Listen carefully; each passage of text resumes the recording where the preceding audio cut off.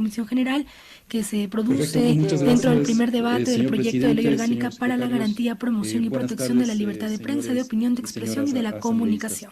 Es un honor estar esta tarde aquí para presentar algunas observaciones.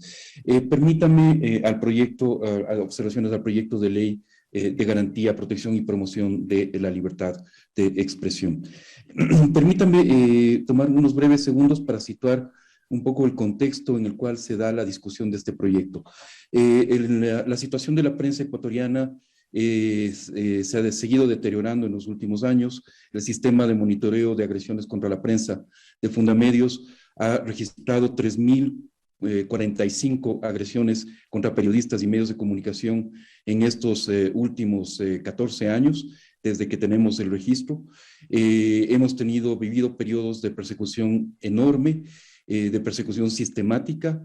El último año se ha vivido, en cambio, una situación de creciente persecución o de amenaza del crimen organizado en contra de periodistas y medios de comunicación.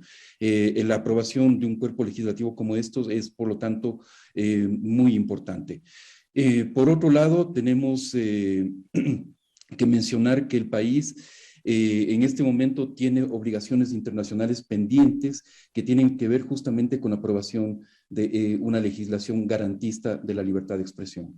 Me refiero a la sentencia recién emitida en el caso Emilio Palacio y otros versus el Ecuador, que ha terminado con una sentencia condenatoria al Estado ecuatoriano, y recordemos que una de las medidas que ordena la Corte Interamericana es justamente la aprobación de legislación que garantice la libertad de expresión.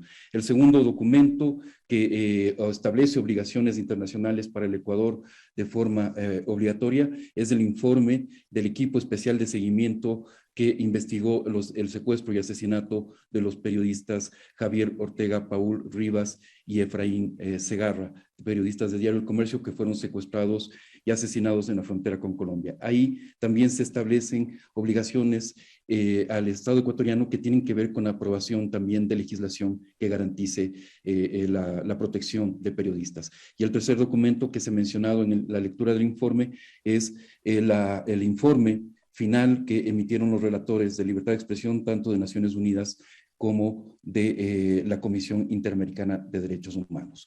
Dicho esto, señor presidente, señores legisladores, señores asambleístas y señoras asambleístas, me permito hacer algunas observaciones al proyecto de ley presentado. En primer lugar, queremos valorar muchísimo el estupendo trabajo, el gran trabajo que han hecho los equipos técnicos y los asambleístas miembros de la Comisión de Relaciones Internacionales. Realmente no es fácil compatibilizar proyectos que, pese a que tratan de una misma temática, creemos que incorporan visiones absolutamente distintas de lo que es la comunicación y el ejercicio periodístico. Y es por eso que en este caso queremos hacer algunos aportes muy puntuales. En las definiciones encontramos que hay algunos problemas con la definición inicial, ¿no es cierto?, de la misma definición de libertad de opinión, prensa y expresión. Al respecto, encontramos problemas porque se establecen o se repiten una serie de condicionamientos previos que se asimilan a nuestra de forma equivocada, de manera equivocada, como la visión colectiva o la dimensión colectiva de la libertad de expresión. Y se señala que la información protegida es aquella información veraz, verificada, oportuna, contextualizada, plural. Sin embargo, es muy claro que los estándares internacionales, que es realmente el marco en el cual se debe discutir este proyecto de ley, establece claramente que los condicionamientos previos, tales como veracidad, oportunidad o imparcialidad por parte de los estados, son incompatibles con el derecho a la libertad de expresión reconocido en instrumentos internacionales, tal como reza el principio 7 de la Declaración de Principios de la Libertad de Expresión de la Relatoría Especial de Libertad de Expresión. Entonces, estos condicionamientos nos parecen impropios. Al mismo tiempo, hay que recordar que hubo una evolución en los estándares internacionales para señalar, reconocer que el ámbito de garantía, protección, defensa de la libertad de expresión va más allá de las dimensiones individuales y colectivas, y se reconocen tres dimensiones actualmente en la protección de este derecho humano fundamental. Y esas dimensiones son la individual, como la posibilidad de realización de una persona, la dimensión instrumental, que es la posibilidad de que la libertad de expresión sea el canal para defender otros derechos, y la dimensión estructural, que tiene que ver con la defensa y la importancia de la libertad de expresión para las instituciones democráticas. Creemos que sería mucho más apropiado incorporar en el artículo 4, en las definiciones iniciales, pues estas tres dimensiones de la libertad de expresión, y retirar todas las limitaciones o los calificativos previos a los condicionamientos previos a la información. Creemos que también esta es problemática, todavía no responde exactamente a los estándares internacionales la definición de real malicia, pese a que se ha hecho un gran esfuerzo de incorporar esta figura importantísima, vital para la defensa de la libertad de expresión en nuestro ordenamiento jurídico, pero creemos que se puede precisar con mayor rigurosidad esta definición de la real malicia. El derecho a la información que se establece en realidad es el derecho de acceso a la información que está establecido en legislación especializada en la Ley Orgánica de Transparencia y Acceso a la Información, y sabemos que la Asamblea Nacional está también tratando un proyecto de acceso a la información pública. Creemos que hay otros artículos y figuras problemáticas. El artículo 6, con la figura del defensor de audiencias. Se ha dado en la lectura del informe, se ha señalado las recomendaciones que hicieron los relatores en su visita al Ecuador, y que señalaba que establece obligaciones al Estado ecuatoriano, y ahí se habla claramente de que se debe propiciar los mecanismos de autorregulación.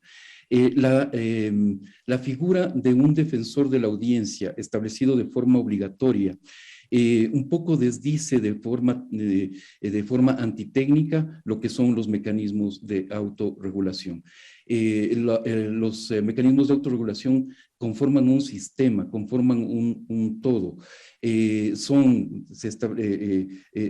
expertos han establecido que van desde los códigos de ética, los principios y manuales de estilo, los observatorios de medios y, por supuesto, esta figura del defensor de la audiencia. Pero privilegiar una figura de autorregulación sobre otras, como digo, es antitécnico. Debería los mecanismos de autorregulación establecerse de forma respetuosa de los estándares internacionales, que señalan claramente que estos mecanismos no pueden ser obligatorios, no pueden ser obligados por los estados. Entonces, creemos que esta figura del defensor de la audiencia incumple estos estándares internacionales, y más bien deberían hablarse en el artículo 6 de los sistemas de autorregulación y tratar de promover de forma armónica la evolución de este conjunto de mecanismos que conforman los sistemas de autorregulación de forma técnica. En el artículo 12 y 13, la rectificación o respuesta y la réplica, todavía encontramos que hay problemas. Recordemos que sobre esto ya los relatores se habían pronunciado en su visita en junio del 2019, en su visita al Ecuador, y habían establecido que merece reparos, tal como está establecido el derecho a la rectificación, réplica y respuesta, pues impone requisitos de titulación obligatoria, y se señala explícitamente los relatores. Disculpas, por favor.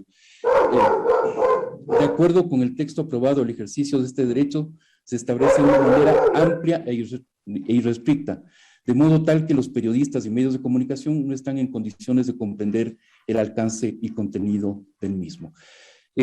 Termino presentando observaciones del artículo 20, en el cual creemos que es un artículo muy problemático, es contrario a estándares internacionales y puede convertirse en un mecanismo de censura previa al imponer limitaciones.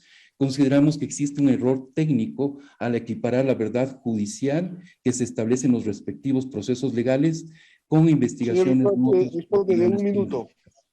Correcto, muchas gracias. En las cuales es legítimo y necesario denunciar y señalar posibles actos ilegales por parte o de funcionarios o de autoridades o de personajes que participan de forma voluntaria en el debate público. Entonces, este artículo, el artículo 20, creemos que no se corresponde con el espíritu garantista de este proyecto de ley. Finalmente paso al artículo 35, en el cual creemos que el Consejo de Comunicación, la composición del Consejo no cumple estándares internacionales que señalan que este tipo de entes colegiados reguladores debe cumplir con altos estándares de independencia, idoneidad técnica, autonomía y transparencia.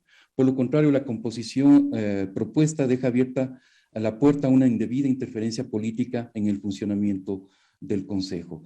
Creemos que también hay que revisar la participación en el Consejo de sectores como la sociedad civil, los gremios periodísticos y otros sectores que deberían participar con voz y voto. Muchísimas gracias, señor presidente, señores y señoras asambleístas. Gracias por su aporte, muy amable. Sí, continúe, señor secretario. Vicepresidente, a continuación contaremos con la intervención de la albaina Patricia Estefanía, dirigente de comunicación.